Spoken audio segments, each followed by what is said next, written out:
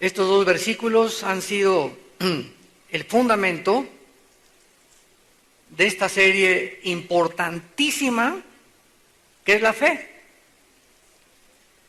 Dice la palabra de Dios, porque todo lo que es nacido de Dios, todos aquellos que son verdaderamente cristianos, todos aquellos que tienen una fe bíblica, todos aquellos que de una forma genuina le han entregado sus vidas a Jesucristo, van a vencer al mundo.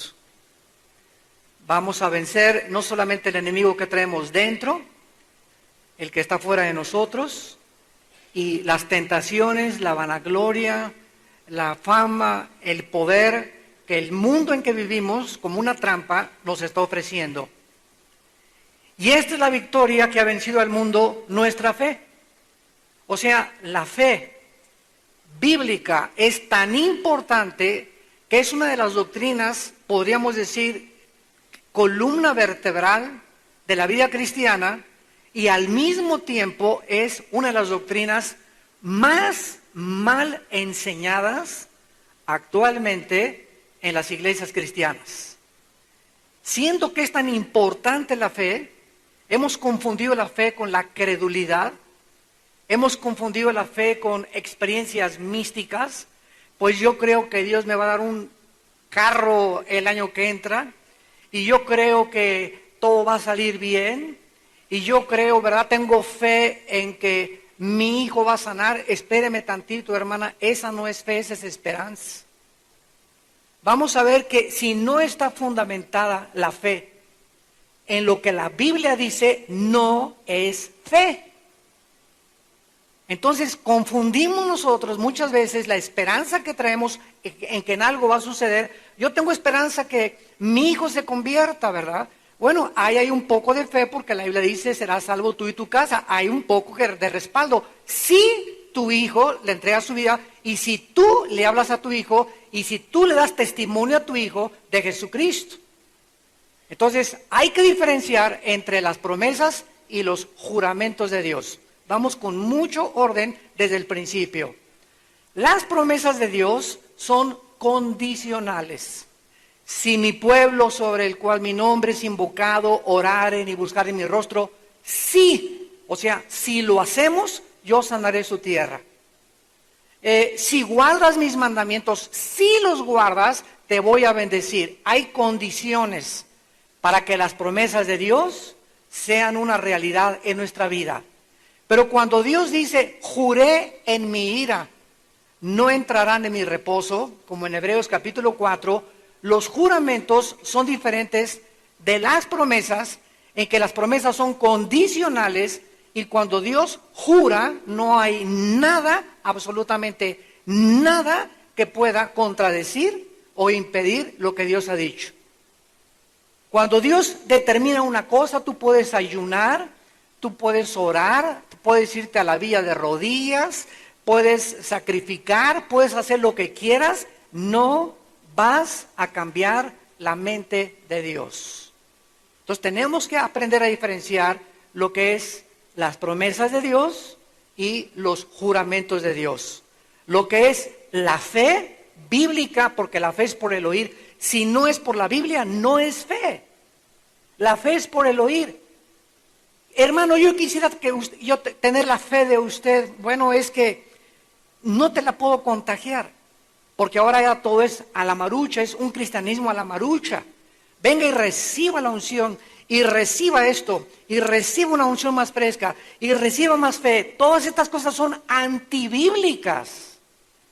Reciba más gozo. Espérame tantito, el gozo no se imparte, el gozo se experimenta con mi vida de comunión con Dios. Entonces yo puedo tener que alguien me diga, me está impartiendo el gozo, pero no es, o sea, ¿de dónde sacó él esa? Siempre he dicho yo, marihuanadas. ¿De cuál fumaron? ¿Qué Biblia están leyendo? ¿Dónde se encuentran todos estos fundamentos equivocados y falsos de la palabra de Dios? Yo me enojo de veras. No se imaginan cómo arde mi corazón cuando veo tantas cosas que se están enseñando y que no tiene ningún fundamento en la Biblia. La fe es por el oír, y el oír por la palabra de Dios. Si no está aquí en la palabra de Dios, no es fe, no lo creo. Hermanos, que en esa iglesia está cayendo un polvito de oro y se están poniéndole tapaduras de oro a las personas. Virgen del Socorro de la Macarena y de los Lagos. ¿Dónde está eso en la palabra de Dios? Todas estas cosas apelan a las emociones, apelan a la antigua naturaleza. Pero es que usted es un incrédulo, es que yo no voy a creer lo que no está escrito. Entonces no tengo por qué creer lo que no está escrito en la palabra de Dios.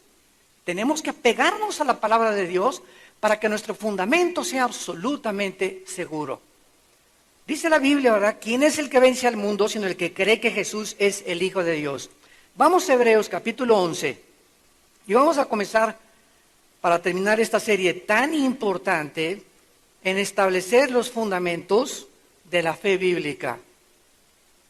El otro día una señora se acerca con todos estos ejemplos y me dice: esta señora, tengo a una hija muy enferma, descerebrada, con un problema de retraso mental. Y me dice esta señora, en algún lugar que visité en Sudamérica: estoy en una angustia, pastor, porque si me muero, ¿qué va a ser de mi hija descerebrada? Y le dije: ¿usted es cristiana? Me dice: claro, tengo mucha fe en Dios. Y le dije: ¿sabe usted una cosa? La fe que usted tiene no es la fe de la Biblia. Porque la fe de la Biblia le da a usted una confianza, una seguridad, un fundamento absolutamente seguro de saber que aunque usted se pinte y aunque usted se vaya y se adelante a la otra vida, la fe, la seguridad en las promesas de Dios es que Dios no nos dejará ni nos amparará. Y Él trajo a su hija y permitió que naciera así su hija. Dios va a seguir cuidando con usted o sin usted, Dios la va a cuidar. Y si usted no se deshace de este estrés, le dije, porque así venía la hermana y tengo 6 años pensando que si me muero, ¿con quién se va a quedar mi hija? Le dije: usted está viviendo una vida totalmente sin victoria, gobernada por el estrés, por la angustia, sin gozo, sin paz. Eso es incredulidad, le dije. Usted no cree a Dios, ni cree en el poder de Dios, porque si usted creyera, esa fe es la fe de los demonios. Le tuve que cantarse la derecha, la flecha. Esa es la fe de los demonios también creen en Dios y creen en Cristo. El diablo no es ateo.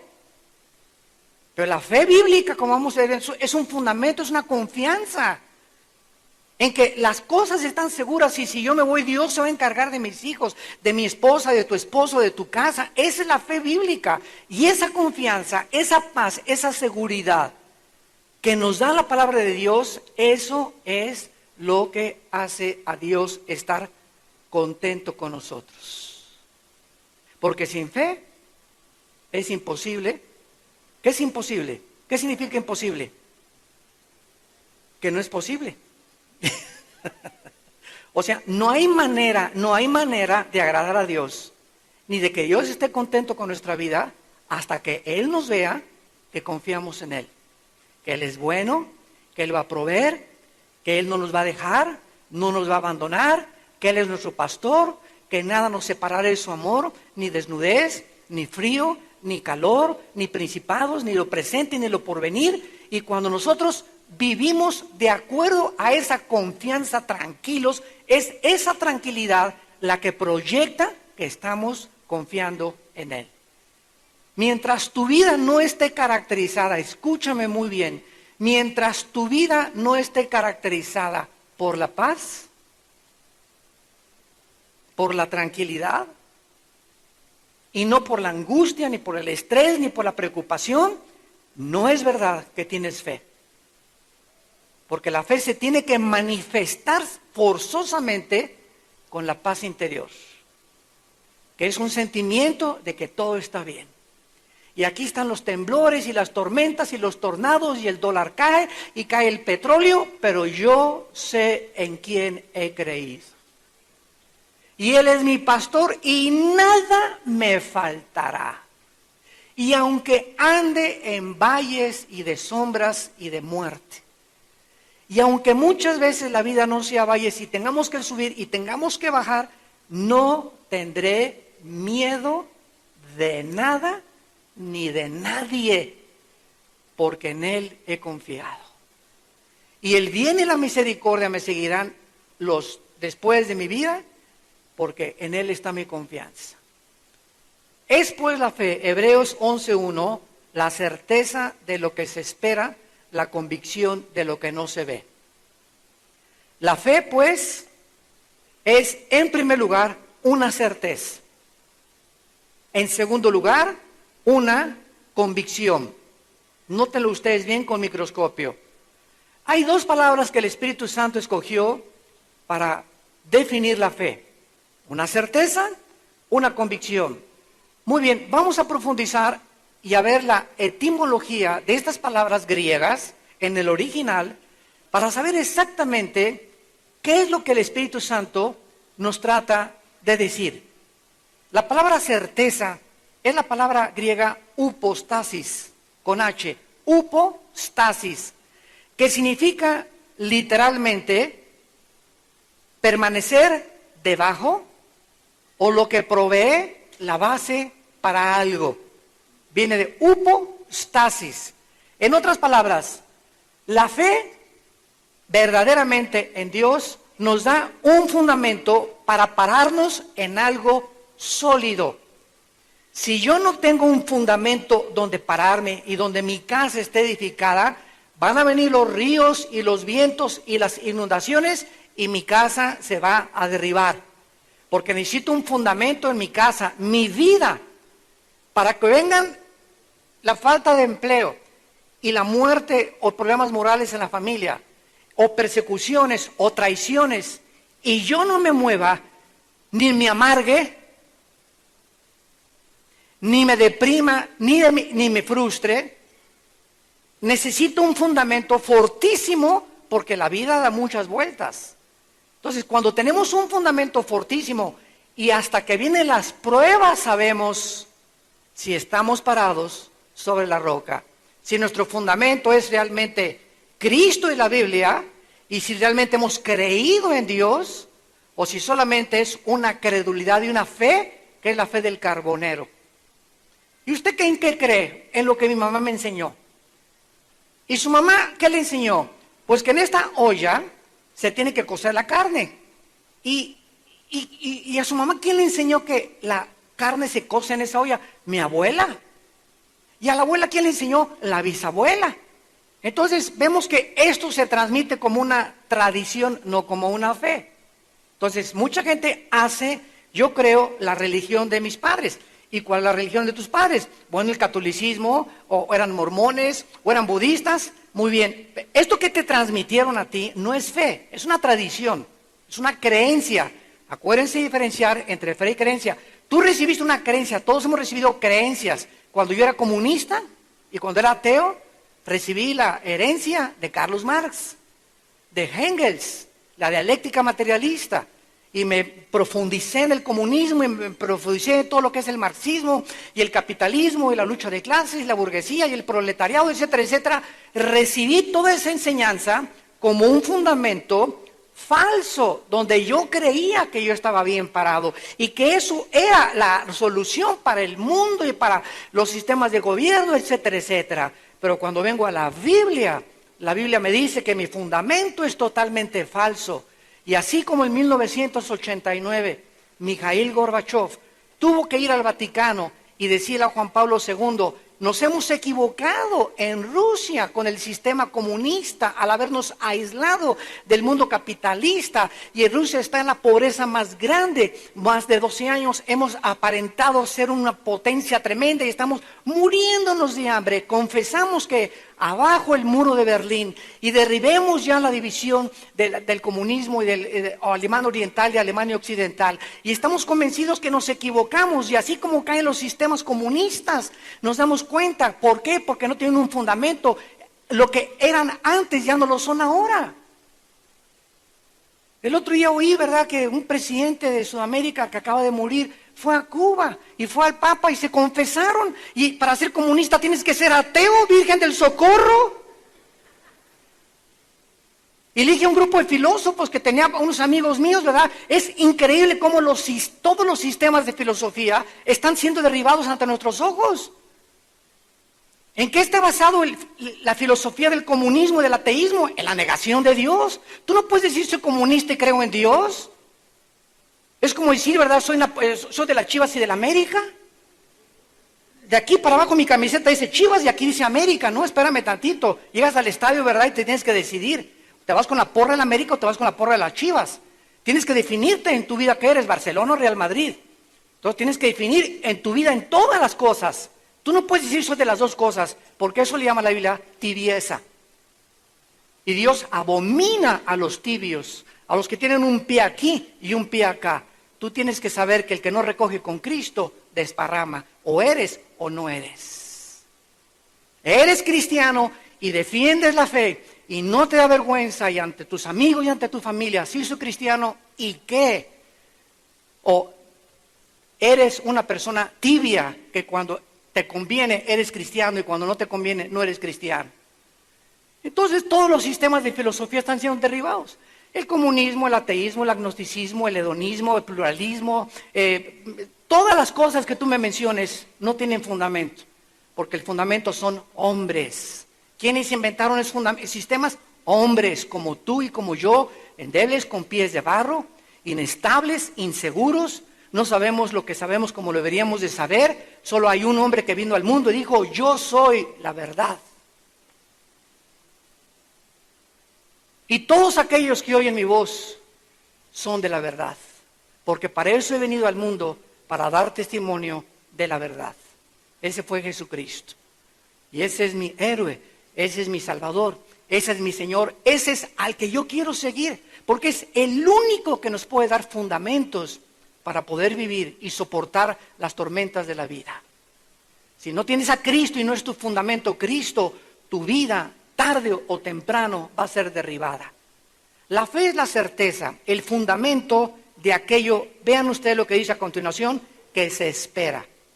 En otras palabras, la fe es un fundamento y está relacionado con algo que viene.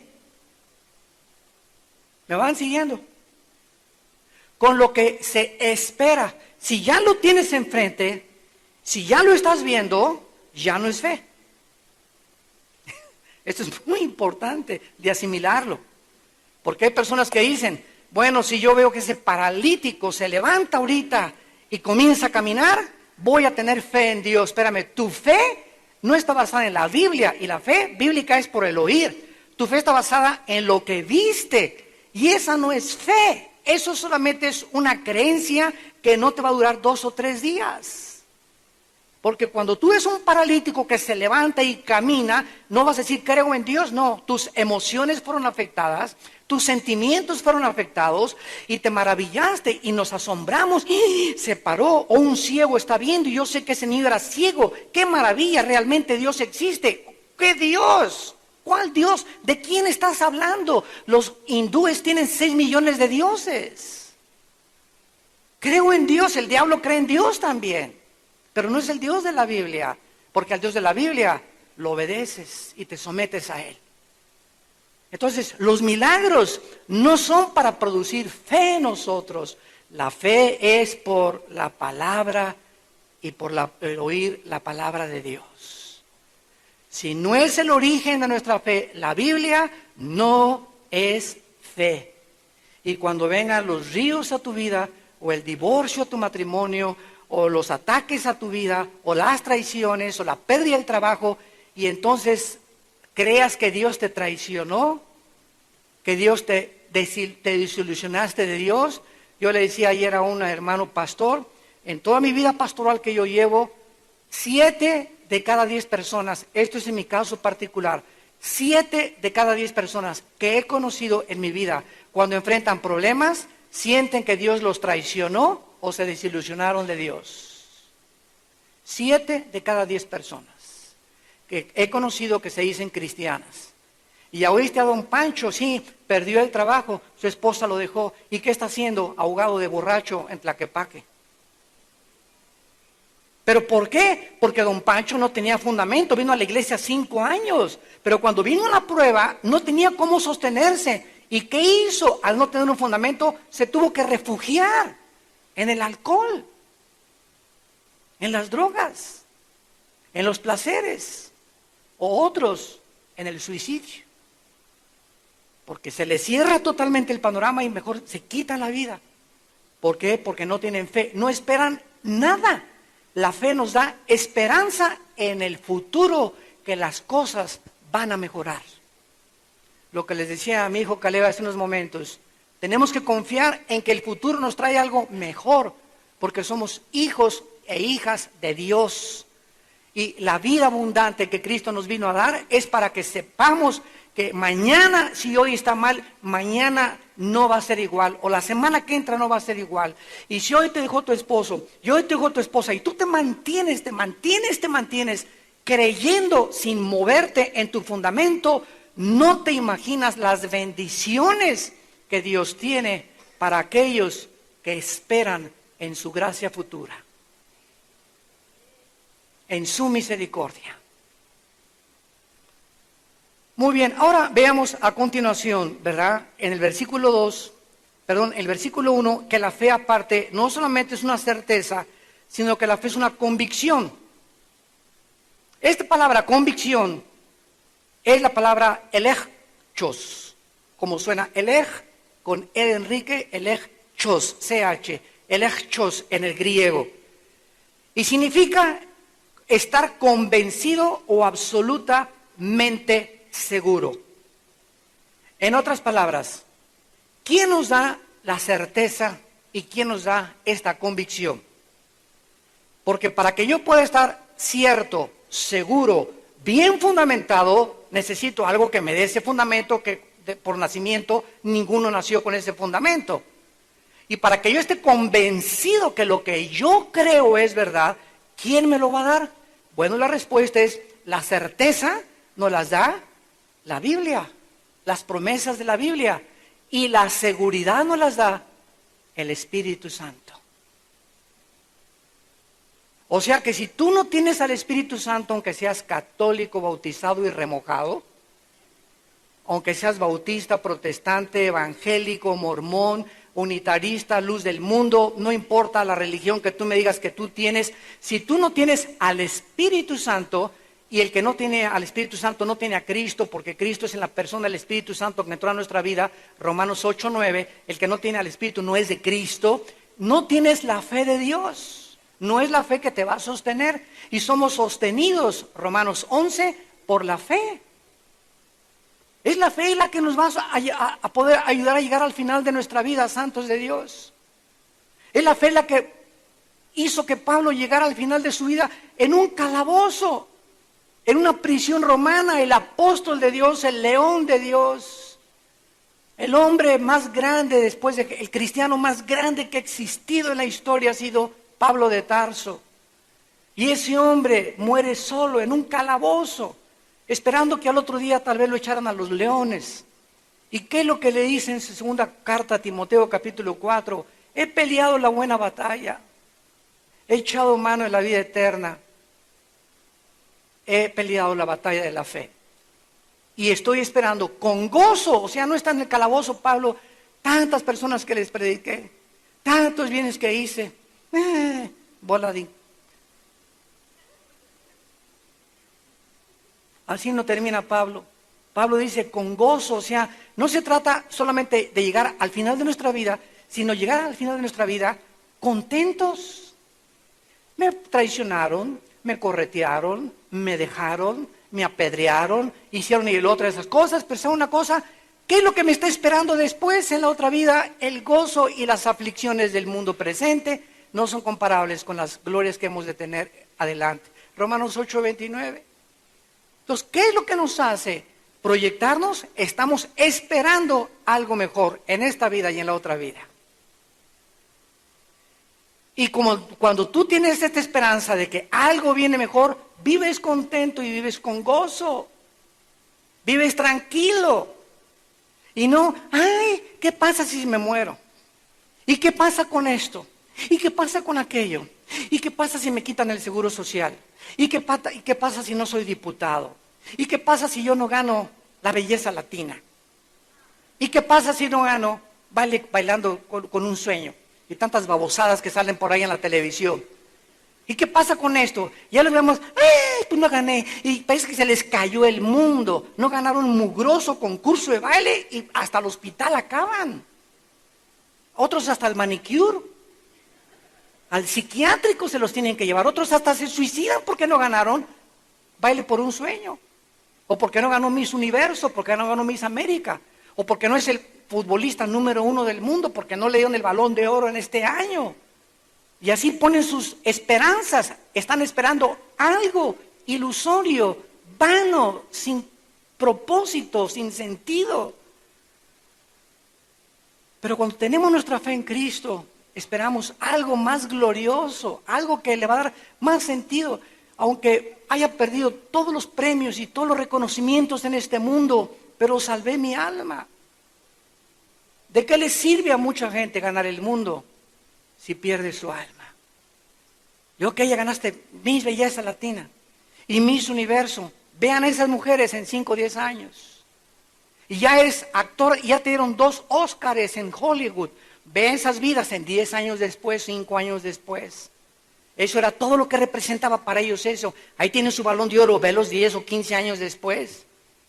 Y te das cuenta que cuando tú fundamentas tu vida en cosas pasajeras, que es vanidad de vanidades, sin ningún sentido ni propósito en la vida, acaban la mayor parte de las personas, artistas, deportistas, políticos. Ahorita es presidente de la República y está sentado en el trono. Espera cuando se baje del trono, a ver cómo acaban.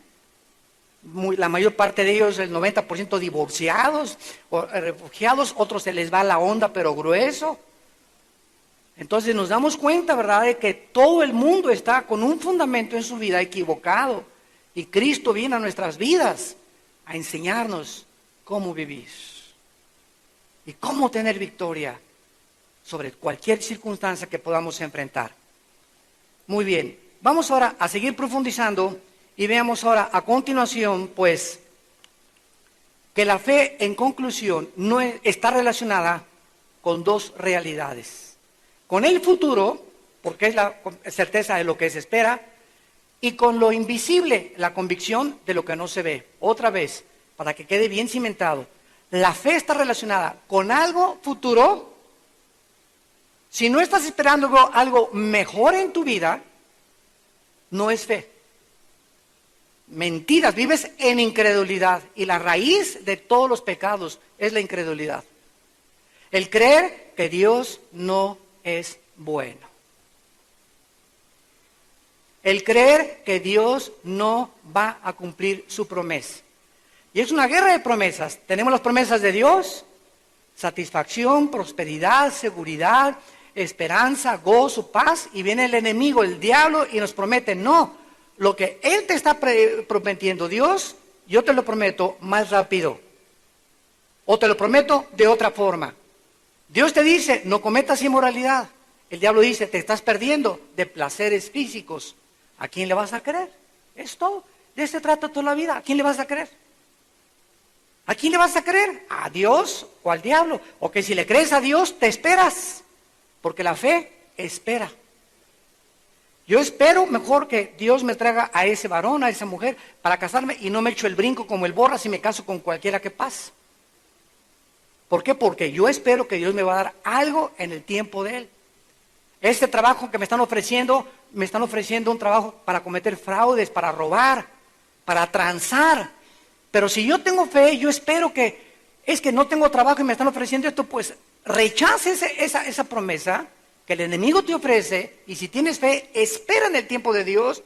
Y si tú demuestras que rechazas ese trabajo porque no te conviene, porque es un trabajo donde estás ensuciándote tus manos, y esperas una semana tal vez, o 2 semanas después más, de comer totopitos y frijoles, no te imaginas el trabajo que Dios tiene para ti.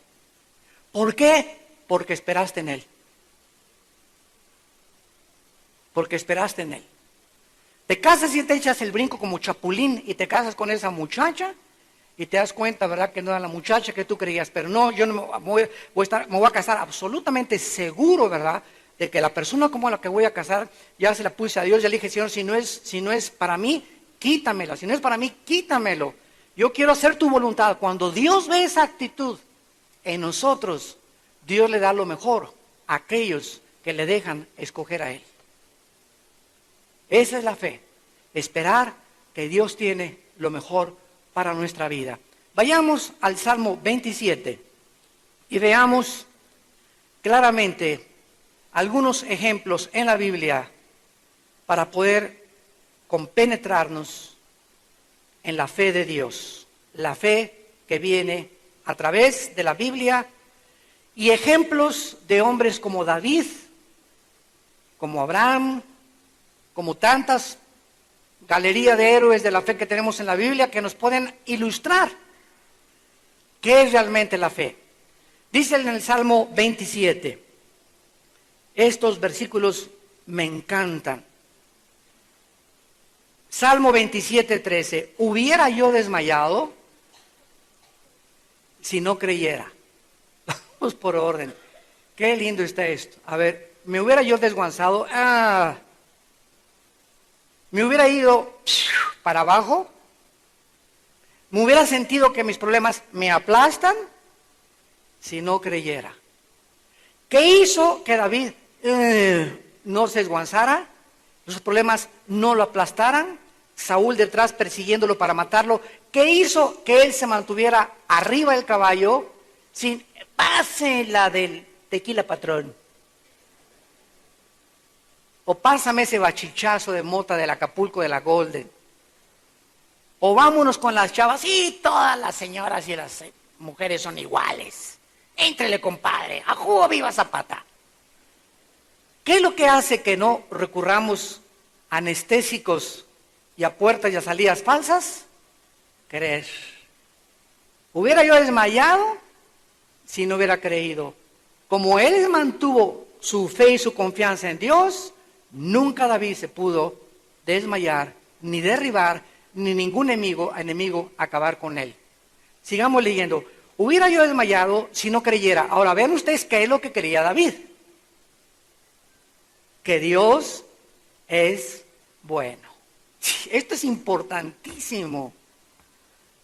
Que Dios es bueno. Al que no escatimó a su Hijo en la cruz, sino que lo entregó por todos nosotros, ¿cómo no nos dará todas las cosas si nosotros se las pedimos? ¿Qué le dijo Satanás a Eva en Génesis capítulo 3? Con que Dios ha dicho, ¿crees que realmente Dios es bueno? Para mí, dice el diablo, Dios te está privando de goces, de alegrías. Para mí Dios quiere encerrarte como una monja, como un monje. Para mí Dios no quiere que tú te diviertas. Para mí, yo creo que Dios no quiere que tú experimentes las cosas buenas de la vida. Viene el diablo y nos presenta la otra imagen, la antítesis y lo diametralmente opuesto al carácter de Dios. Dios no es bueno, Dios no tiene lo mejor para nosotros, ni la mejor esposa, el mejor esposo, ni el mejor trabajo. No, Dios es malo. Él no va a prometer lo que Él te prometió. Y cuando nosotros oímos esa mentira, nos hacemos dioses. Y comenzamos a determinar en nuestro propio razonamiento lo que es bueno y lo que es malo para nuestra vida. Hubiera yo desmayado si no creyera que Dios es bueno. David era el octavo de los hermanos de Isaí. Y llegó el profeta Samuel. 1 Samuel 16, 17, ya cuando se agarra con Goliat. ¿No están tus hermanos aquí? Sáquenlos. Y van sacando los hermanos de David.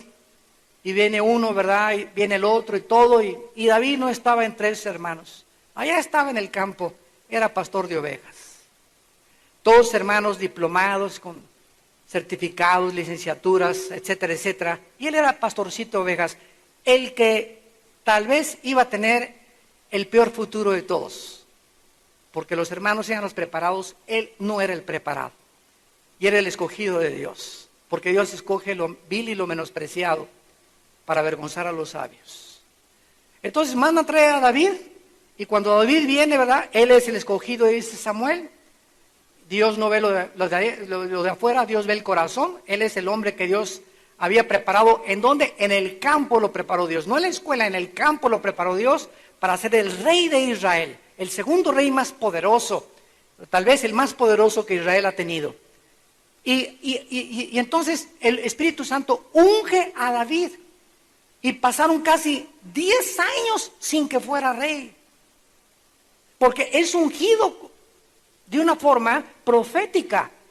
Y David hubiera dicho, oye, pero y va a trabajar con Saúl, y comienza Saúl a perseguirlo, y Saúl endemoniado totalmente, y David hubiera dicho, es que, Señor, es que tú eres bueno, tú me prometiste, tú me ungiste, Padre, ya hablaron proféticamente que yo soy el rey de Israel, y mira lo que estoy atravesando. Y él atraviesa la persecución casi 10 años, hasta los 30 años David, que lo nombran rey de Israel, atraviesa todo eso simplemente porque él creyó que Dios era bueno. Nunca desconfió de la bondad de Dios. Dios tiene lo mejor para mí. Y pasó 1 año y perseguido, y 2 años y perseguido, y 3 años y perseguido, y 4 años, y 10 años sin poder ver el reino de Israel. Y todo esto era preparación, Dios nos prepara. Todo lo que estamos atravesando ahorita, problemas, tribulaciones, decepciones, traiciones, todo lo que estamos atravesando nos está preparando Dios para algo mañana. Dios no nos puede dar el futuro, lo que estamos esperando, para que si llegue el futuro y el regalo que Dios tiene para mi vida, y yo no estoy preparado, lo voy a desperdiciar. Si tú eres un joven que tú me estás escuchando y te estás preparando, y a la novia que tienes ahorita tú la respetas, Dios te está preparando a través de tu respeto y de tu castidad y de tu santidad, para que cuando Dios te traiga la mujer que va a ser la madre de tus hijos, te dé la mejor. ¿Por qué? Porque te preparaste para que la persona, el gansito marinela que te iba a traer Dios, es un hombre. Dios no le va a dar un gansito marinela a un roto quinto patiero. Como decía mi abuela, roto de las 4 esquinas.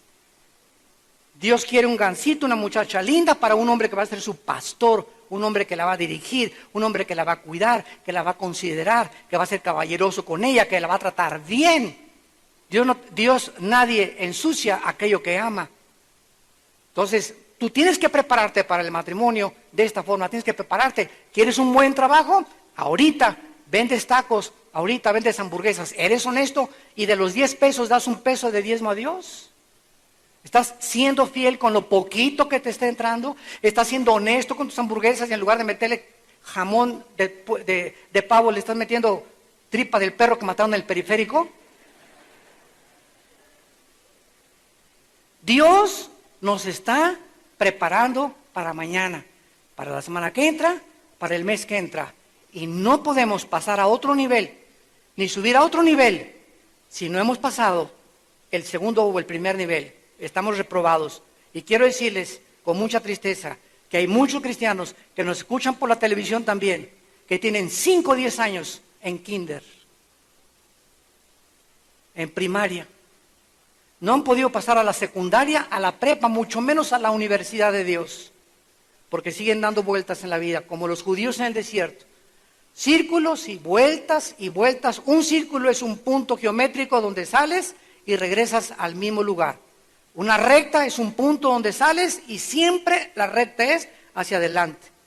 Y los cristianos que no van así con Dios y no van así con Dios, detienen su vida de repente.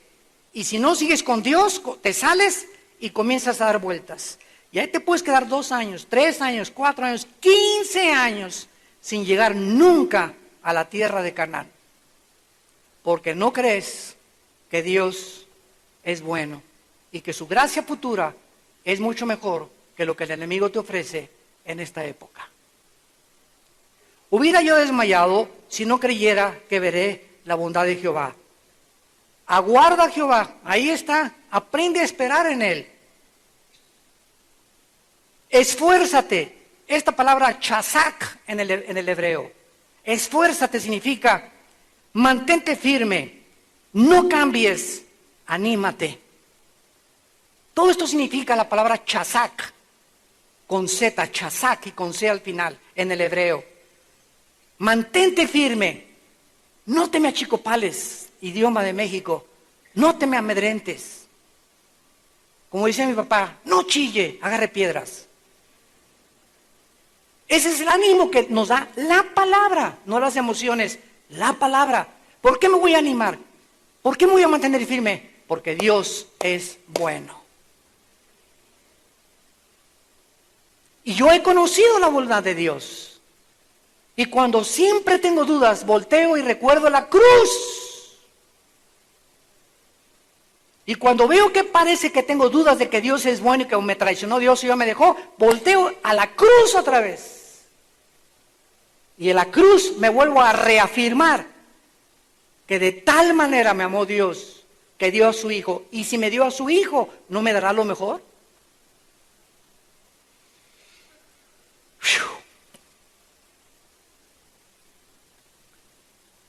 Pero no solamente esfuérzate, sino dice la Biblia, y aliéntese tu corazón. Esta palabra amatz, con A de Armando, amatz, y S de Samuel al final, amatz en el hebreo significa mantén la serenidad interior.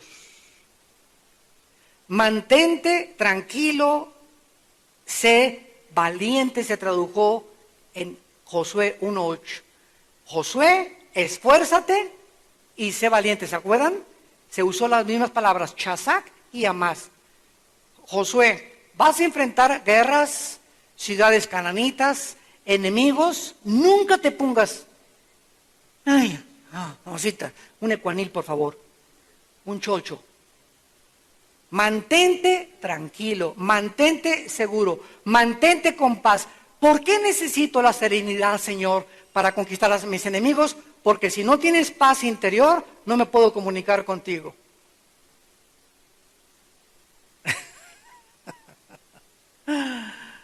No me la agarraron, ¿verdad?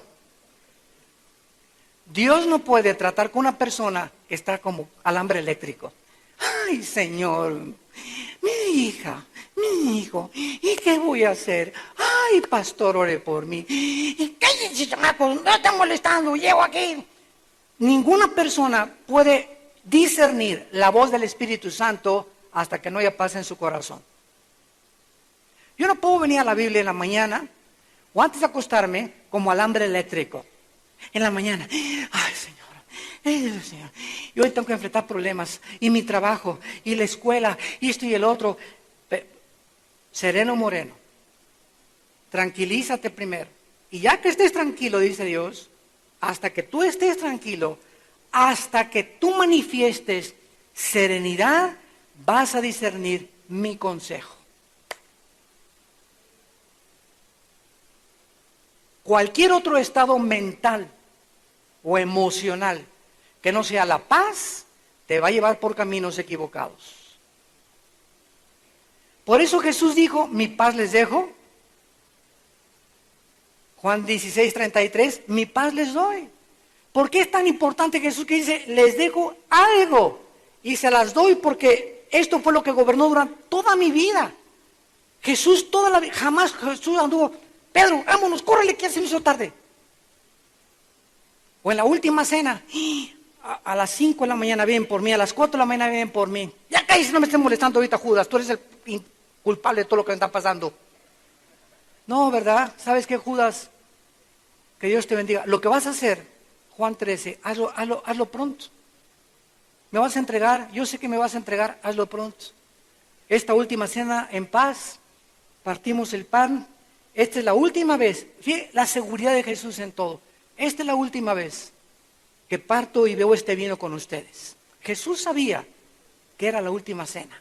Jesús estaba consciente que en la madrugada iba a venir Judas con romanos a capturarlo en el huerto de Getsemaní. Él estaba consciente de cada día que pasaba en su vida, cada día que pasaba, lo estaba esperando la cruz. Él era su destino. Y cualquiera podría decir, oye, pero entonces el destino de Jesús Dios no era tan bueno para que finalmente acabó torturado. Pero dice Hebreos 12, pero por el gozo puesto delante de la cruz, sufrió el oprobio. La cruz era solamente un pedacito de sufrimiento que iba a tener comparado con el gozo que vendría y el nombre que se le daría sobre todo nombre, y toda boca confesaría y toda rodilla se doblaría en el nombre de Jesús, por cuanto Él se despojó y aceptó la voluntad de Dios. ¿Cuántos de nosotros traemos una cruz que cargar? Todos los cristianos. Tu esposa puede ser tu aguijón. Tu esposo puede ser tu aguijón. Un hijo, una hija. Todos hemos tenido hijos que se nos han desbalagado.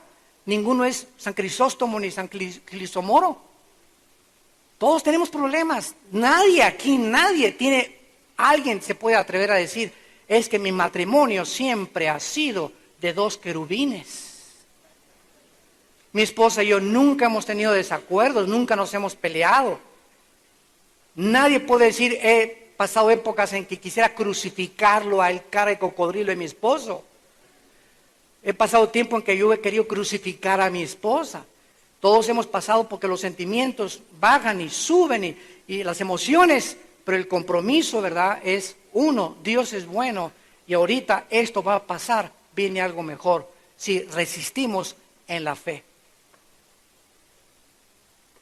Si creo que Dios es bueno, va a cambiar a mi esposo.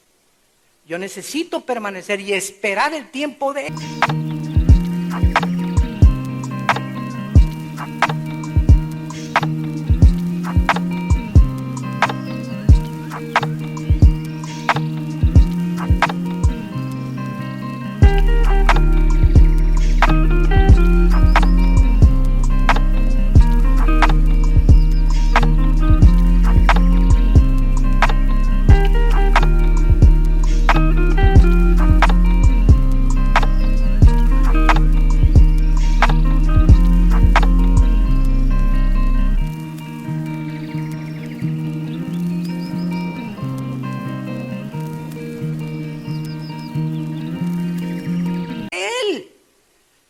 Pero mientras Él cambia, Dios está usándolo como un desatornillador para mi vida, para arreglar cosas de mi carácter. A lo mejor mi esposo no ha cambiado porque soy muy impaciente yo con Él. Y a lo mejor Él no ha cambiado por esto y por el otro. Entonces tengo que ver el futuro. La fe es algo que no veo, lo veo con la palabra de Dios. Dios es bueno, otra vez a mi mente. Dios es bueno y este cocodrilo va a cambiar y se va a convertir en un leoncito, mansito. Y la cara que tiene, ¿verdad?, se va a poner de John Travolta. Gloria a Dios. Entonces, esfuérzate, aliéncia tu corazón. Veamos otro versículo en Hebreos capítulo 11, versículo 27. Hebreos 11, 27. ¿Están aprendiendo algo? Más les vale. Veamos otro ejemplo de la fe. Dice Hebreos 11, versículo 27, por la fe, hablando de Moisés. Moshe. La palabra Moisés significa sacado de las aguas. Por la fe dejó Egipto. Vamos a entender esto. ¿Dónde se encontraba Moisés físicamente? En un palacio. Lamborghini, Ferrari, Aston Martin, Rolls Royce, puro traje Roberts, puro zapato Florsheim, sirvientes, los mejores vinos, mujeres, quién sabe cuántas tuvo, las más bonitas seguramente, y además de todas estas cosas, Moisés tenía la promesa de que si se moría el faraón, él por ser hijo de la hija del faraón, él era el próximo faraón de Egipto. Entonces, Moisés ve todas estas cosas. Y entonces Moisés las compara con lo que Dios le ofrecía. Y Dios le estaba diciendo a Moisés, hay un pueblo que está sufriendo, y él tal vez lo sintió en el espíritu, ¿verdad? Hay un pueblo que está sufriendo y que necesito preparar a una persona con el carácter que tú tienes, porque él era experto militar, experto político, experto todo lo que tenía. Quiero preparar a esa persona para que sea el líder más grande de la historia humana. Moisés ha sido el líder más grande de cualquier otro que puedas comparar: Napoleón, Alejandro el Magno, Aníbal, Atila, el que tú me menciones. Y entonces Moisés, al ver estas cosas, dice la Biblia, dejó Egipto. Pero vean ustedes lo que involucraba dejar Egipto. En primer lugar, la ira del rey, porque el rey se iba a sentir traicionado. Hoy este chamaco lo recogimos en el río Nilo, mi hija lo mantuvo, lo crió, lo amamantó, la hija del faraón. Y después de todo lo que le he dado, se va con esos mugrosos, deslustrados y desleídos, como decía Cantinflas, de los judíos que están en el desierto. Entonces, él sabía que al abandonar Egipto iba a dejar lujos, comodidades, aceptación, aplauso, un futuro aparentemente mucho mejor. Y dice la Biblia, deja, porque se sostuvo, no mirando las cosas que se ven. Es la convicción de lo que no se ve. No veía todas estas cosas. Moisés, la fe, lo hizo ver el mundo invisible. Hay algo mucho mejor que lo que el mundo me promete. Y entonces dejó Egipto para irse al desierto y ser preparado 40 años viendo lagartijas. 40 años viendo lagartijas en el desierto.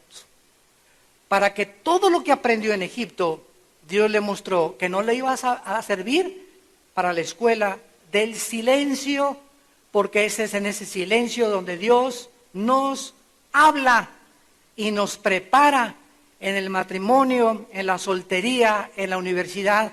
Todo lo que estamos atravesando nos está preparando para algo, escúchame, para algo mejor de lo que ni siquiera te imaginas. ¿Lo crees? Te vas a mantener viendo lo que no se ve. Es que por ningún lado veo que se mejore mi negocio, por ningún lado veo que este cambie, por ningún lado veo que esta cambie, por ningún lado veo que mis padres puedan cambiar, por ningún lado, es que no andas por vista. Lo contrario a la fe es ver las circunstancias. Pero cuando recordamos otra vez, Dios es bueno, y aunque las cosas ahorita parecen que van de mal en peor, es las promesas que Dios tiene. No te dejaré ni te desampararé, las que me harán vivir confiado. Y aunque me rodee un ejército, Salmo 27, no tendré miedo alguno, porque Él está conmigo. Dios es mi luz, mi fortaleza y mi esperanza. No temeré lo que el hombre me pueda hacer. No temeré lo que mi esposo, lo que mi esposa, lo que mis padres, lo que mis hijos, lo que mis jefes no tengan miedo de la gente. No puedes tener temor de ningún ser humano.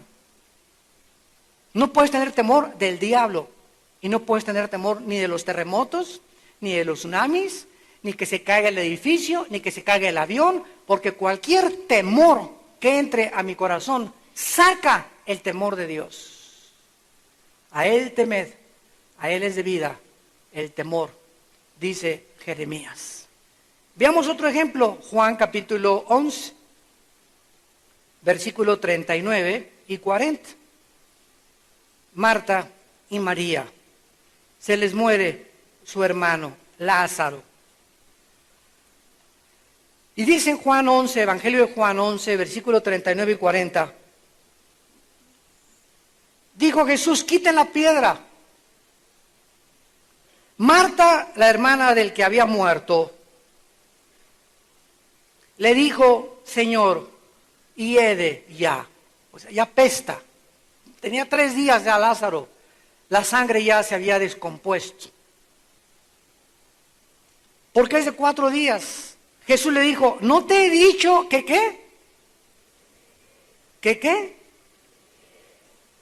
No te he dicho, no te he enseñado, Marta, cada vez que vengo a la casa con ustedes y me hospedo con ustedes, porque Marta, María y Lázaro eran los mejores amigos de Jesús. Y cuando Jesús pasaba por Betania, ahí era su hotel Holiday Inn, la casa de Marta, María y Lázaro. Eran sus mejores amigos de Jesús.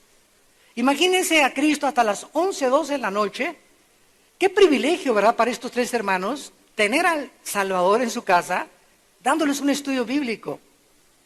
Les ha de haber dado como 20, 30, 40 estudios bíblicos. Me imagino que lo que más énfasis puso Cristo fue en la fe, que es realmente lo que es creer. Y cuando viene el problema, entonces Marta se olvida de lo que Cristo le enseñó. Y entonces Cristo le dice, ¿no te he dicho, no te acuerdas todos los 30 estudios bíblicos que te he dado? Y los cassettes que has oído, y los DVDs que has oído. Y ahorita cuando enfrentas un problema, te estás comenzando a derrumbar. ¿No te he dicho que si crees, todo es posible? ¿Qué pasó en este caso especial? Bueno, recuerdan ustedes los antecedentes. Fueron a comunicarle a Cristo, Lázaro se está muriendo. Y Cristo les dice, está bien, se muera. Eso fue realmente lo que no les contestó así, ¿verdad? Entonces los discípulos oyeron, oye, el mejor amigo de Cristo, y entonces Cristo les dice, vámonos para otro lado. Hagan cuenta que me dice, Cristo se está muriendo en la colonia del Valle alguien, y quieren que vayas a orar por él, y yo agarro y les digo, vámonos a la colonia de Nápoles. Espérame tantito, es en la del Valle, Señor. No en la Nápoles no hay nadie muriéndose, es en la del Valle. ¿Qué estás sordo, Señor? Entonces Cristo le dice a los discípulos, vámonos a otro lado, y los discípulos comienzan, pero ¿qué no? ¿No oíste que? Y pasan 3 días, y Cristo no va a visitar ni a sanar a Lázaro. Y entonces a los 3 días, o ya casi al 4.º día, Cristo regresa a Betania y sale corriendo Marta, Señor, Señor, si tú hubieras estado aquí. Entonces, ¿qué es lo que ellas debieron haber confiado? Si Cristo deja que se muera nuestro hermano, es porque hay algo mejor. Porque Dios es bueno. Y ahí vamos todos, tarde o temprano. ¿Qué esperabas, que ibas a vivir aquí como Matusalén? 900 años. Todos tenemos que pintarnos a la otra casa. Todos vamos por delante, niños, grandes, jóvenes, viejos, todos. Pero ella no quiso creer en eso. Entonces Cristo deja que se muera Lázaro a propósito, para hacer un milagro mucho mayor que eso y resucitarlo de entre los muertos. Si lo hubiera sanado, bueno, pues hubiera quedado así, ya habían visto tantas gentes que sanaba a Cristo, pero ahora Cristo quería decirles, yo soy la resurrección y la vida. Dios nos da lo mejor, aunque parezca que se tarda, y parece que las cosas no están funcionando como, no, ya me dejó Dios, ya se murió mi hijo, ya se murió mi perro, ya perdí ese trabajo. Aunque las cosas creamos que están funcionando equivocadamente, Él tiene algo detrás de las cortinas que no vemos, mejor si seguimos confiando en Él. Y finalmente veamos a Job. Ahora sí puedo decir, nuestro padrino. Y vemos aquí en el caso de Job algo maravilloso. Job capítulo 13.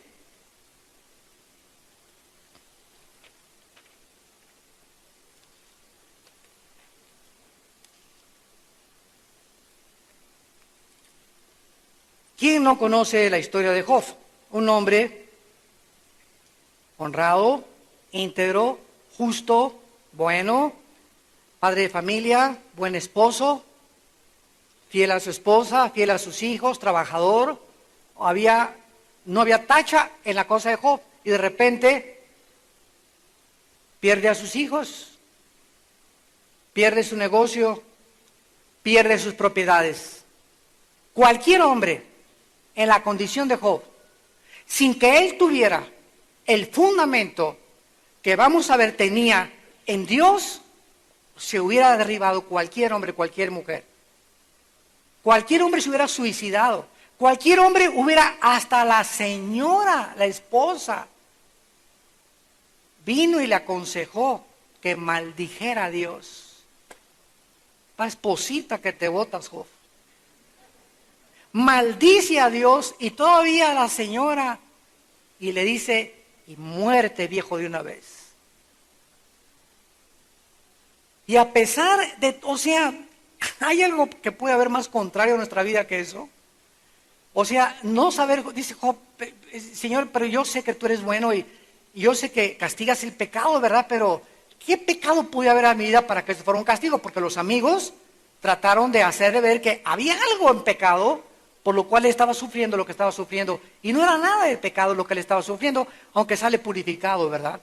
Pero Job en el capítulo 13, dice en el versículo 15, Job 13, 15, he aquí, aunque él me matare, y se usa una palabra hebrea, que es la palabra yahal. Yahal, se escribe yachal con C.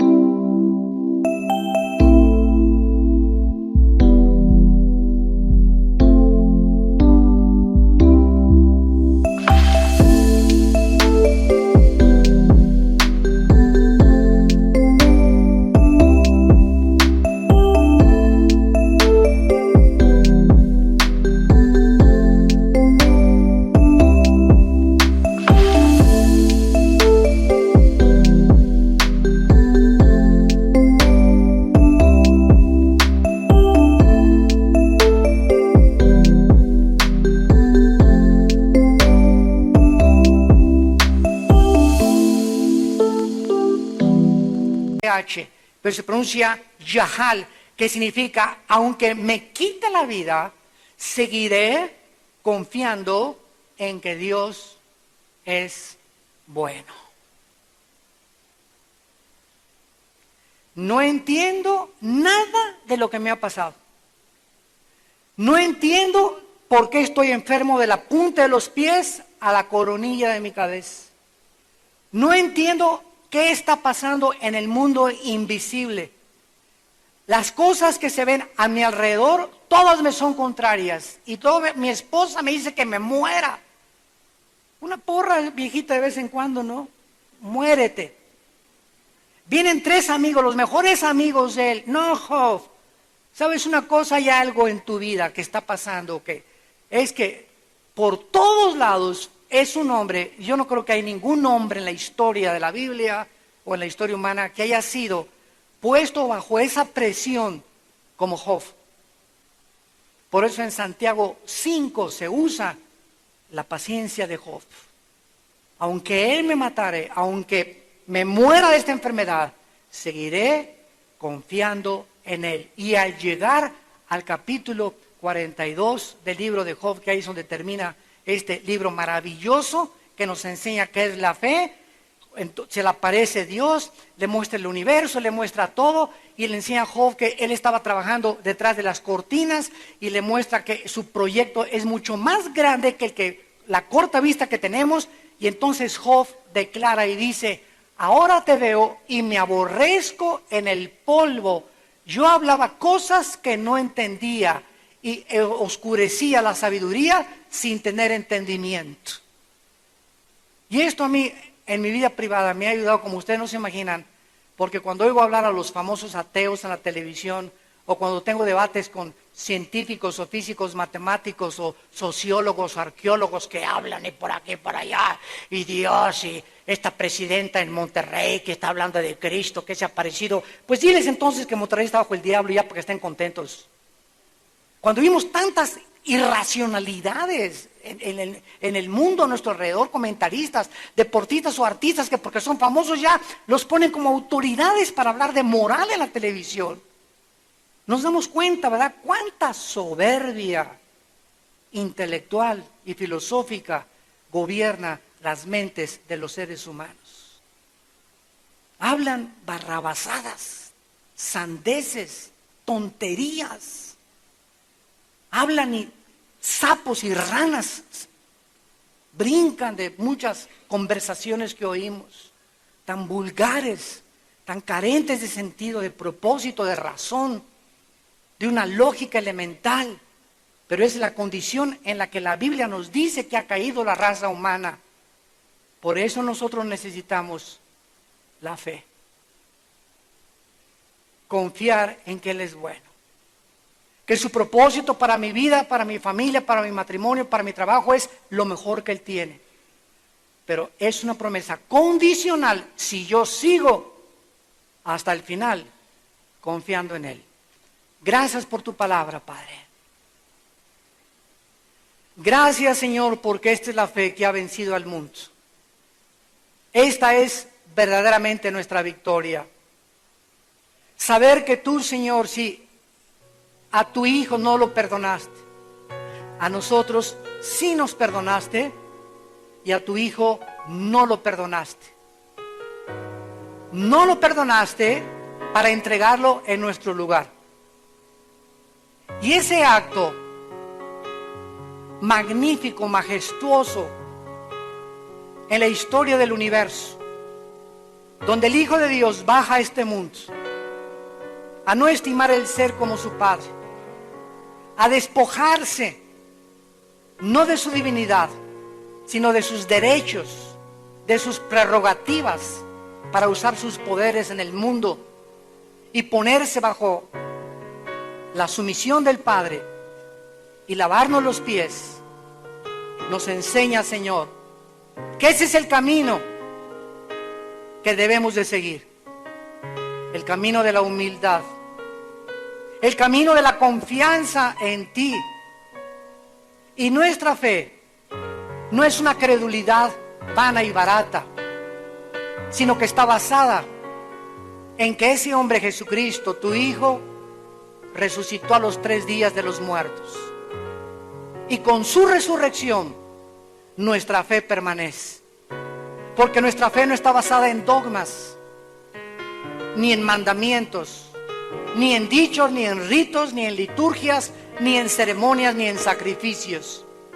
Nuestra fe está basada en la resurrección de Jesucristo de entre los muertos. Porque si Él resucitó, entonces es verdad todo lo que Él dijo. Y si es verdad todo lo que Él dijo, Él es el camino a seguir. Él es la persona en quien confiar. Él es el Hijo de Dios, que te ofrece en esta mañana.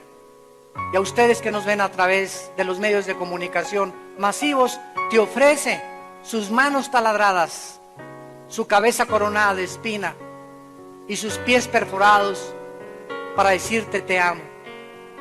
Te amo y entrego mi vida en tu lugar.